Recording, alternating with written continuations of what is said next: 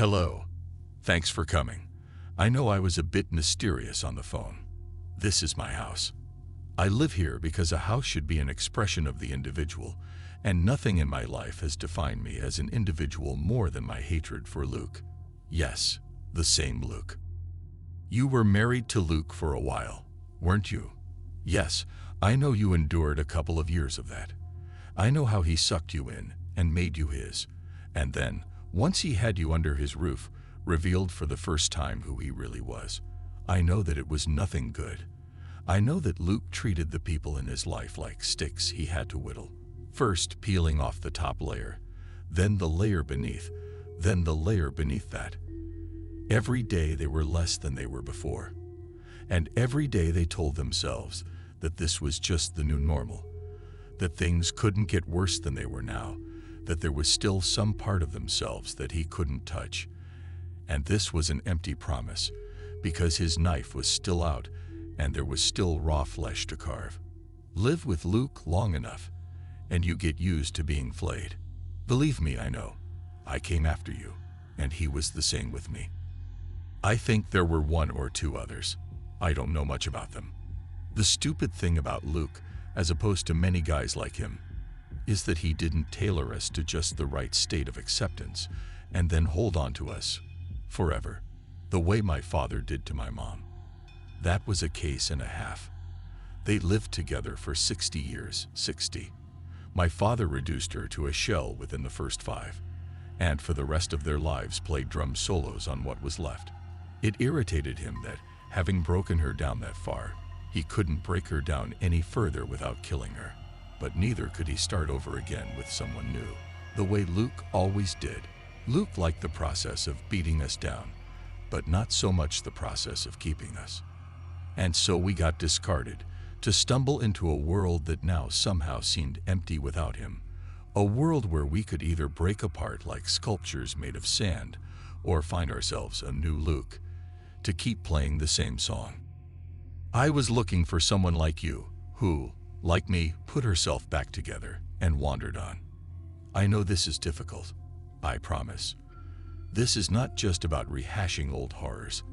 I promise you, this visit's about healing. I know you've done well. You have your little business, don't you? And it's thriving, isn't it? You're making money, you're comfortable, you live somewhere you think Luke would never find you. You're an inspiration, really. And yet, I know the mark Luke left on people, the way you startle at loud noises, the way you recoil with distrust whenever somebody probably better than Luke tries to worm his way in. You hate yourself a little bit for not being able to open up to people, don't you? You can't jettison the suspicion that even the nicest ones might be just like Luke. And then there are the old aches and pains, aren't there? You're healed, but sometimes your knee hurts when it rains. You're healed, but sometimes you feel a twinge in your wrist. You're healed, but then somebody calls something you've done stupid, and even if it is stupid, and the word is spoken with something like irony, some part of you still curls into a little ball because you remember how often Luke used that word and the things he did on saying it. Parts of you will always be raw. Believe me, I know. Luke didn't abandon his human projects until they were entirely raw. So, yes, I know what it's like. And I want you to know that I did not bring you here for mutual support. I know that's bloody useless. I just want to share my own subsequent project with you. Let me show you my special room. Yes, I keep it locked. On the rare occasions when I have people over, I call it a storeroom, which it is, a private space, which it is. Most people would not understand. It's dark because I keep it dark. I like light, as much light as possible, so much so that I keep nightlights burning in every room. That's one of things that life with Luke does to you, as you know. You learn to hate shadows. But this room, I keep dark, except when I'm in it.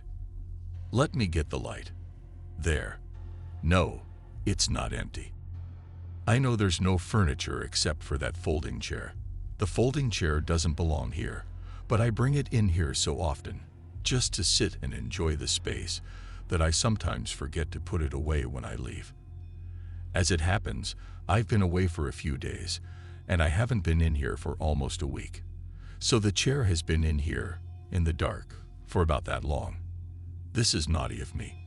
Call that a temporary fixture.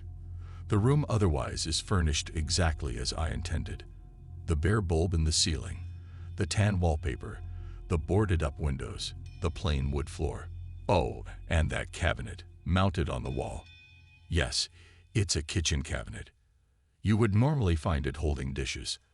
It's been repurposed for this room to store something else, something I intend to show you. But not yet. No, please don't touch the wall yet. Also, don't turn around. There's something behind you, to the right of the door, that I also intend to show you, but not yet.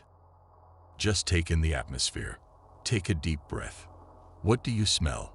That's right. Luke. This is Luke's room. Yes, he's here. No, it's okay. I promise you, it's okay. He's not about to come storming in here and resume where he left off. This is not a return to the old days. They're dead, even if Luke isn't. What you're looking at is my personal museum of a part of my life I left behind. The same part of your life you left behind.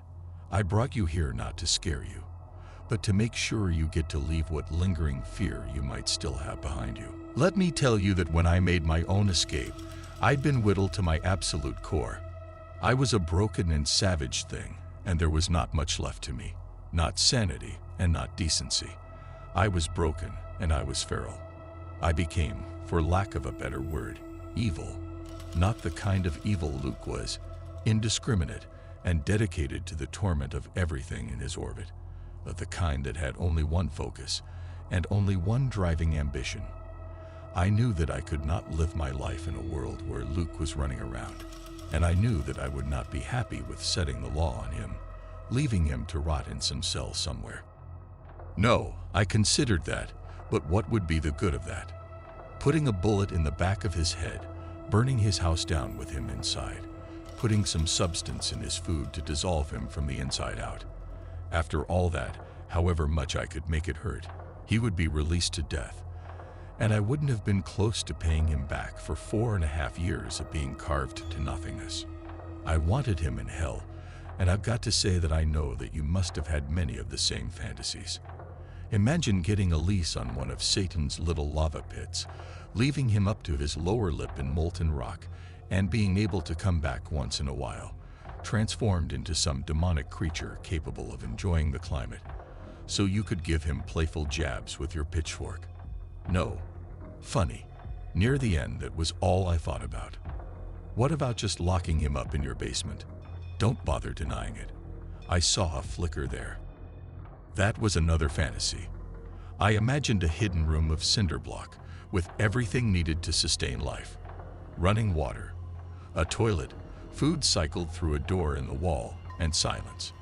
I imagined coming to see him once a week or so and just staring at him, giving him the kind of look that admitted to no humanity, while he stood at his little window and begged me to say something, anything.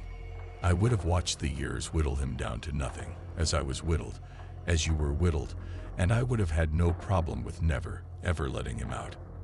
That's the kind of idea that goes away when sanity intrudes. Who wants to spend her life as a zookeeper? In the first place, after about a year or so of having my fun, I would either get tired of it or realize that I was in danger of being swallowed by it. I would realize that I'd simply gone from one definition of serving him from hand to foot to another. I'd either flee or I'd wall them up forever. And even if I kept up my responsibilities as my keeper, there's the other fact, isn't it? He's a rabid animal. Rabid animals escape.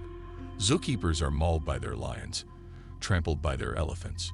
People with loving pet dogs are suddenly mauled by them for no reason. I could put myself in a position where he depended on me for everything, but he would never stop plotting, would he? You know as well as I know that Luke being Luke, he would get free. And then, Luke being Luke, he would damn sure find some way to put me back where I started. That fear would always be in the back of my mind, as long as he had any free will or not. I needed to find a way to keep him and never, ever lose control. You see that, right? Yes, I'm insane. By most definitions, I am. But then so are you. Here's a parable. You think the world is out to kill you. You think the government, the army, the people are all out to get you. Everywhere you look, wherever you look, the world is a machine out to destroy you. That's one working form of insanity, right? How insane is it if you're a Jew in Warsaw in 1942? In that case, you are thinking the same thoughts, the same insane thoughts, but they are no longer insane, are they? They are now wholly accurate descriptions of the world in which you live. I tell you, knowing that this man is the devil that will be a threat for as long as he remains alive is not insanity. It is a simple, realistic assessment of our situation. It is a way of thinking that was forced on you, that was forced on me. And yet it's not insane to think that killing him is too easy. That will never equal what he took. I need to tell you that after I left Luke, I made certain deals, learned certain skills, made friends of entities nobody should ever approach, became capable of certain things that I otherwise never would have wanted to be capable of. I sacrificed things that I never should have wanted to sacrifice, in exchange to do what otherwise would have been impossible, so that other women, like you, would never know the hell that goes along with wanting to. You still smell Luke, right? That's his sweat. That's his arrogant musk. That's something you knew close up, a scent that will never leave you. In a second, I'm going to ask you to turn around and look at that spot to the right of the door. But you'll need to brace yourself. It's going to be a shock. Just keep one thing in mind. You're safe. This room may smell of him, and you will see soon that it also feels like him. But I promise you that he will never hurt you or anybody else, ever again. I'll hold your hand if you want. Okay, turn around. Calm down. It's okay. I promise you. It's okay. Yes, that is his tattoo. The same stupid grinning fascist frog that he used to wear on his bicep. It's not a copy. It's the one tattoo he had, the actual tattoo he had, and that is actually it, right next to the light switch. I grew to hate that fucking thing, just like I'm sure you did.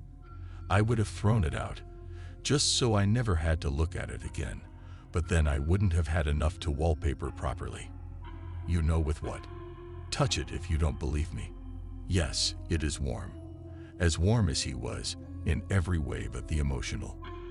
Look closer. Note that it really is skin, living skin.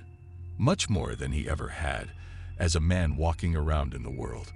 Peeling it off him, inducing him to grow more, smoothing it out and hanging it all.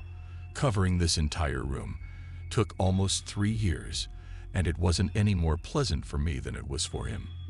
I don't need to go into all the things I had to do to make sure it remained capable of sensation, so that it would always be aware of my touch, whether tender or cruel.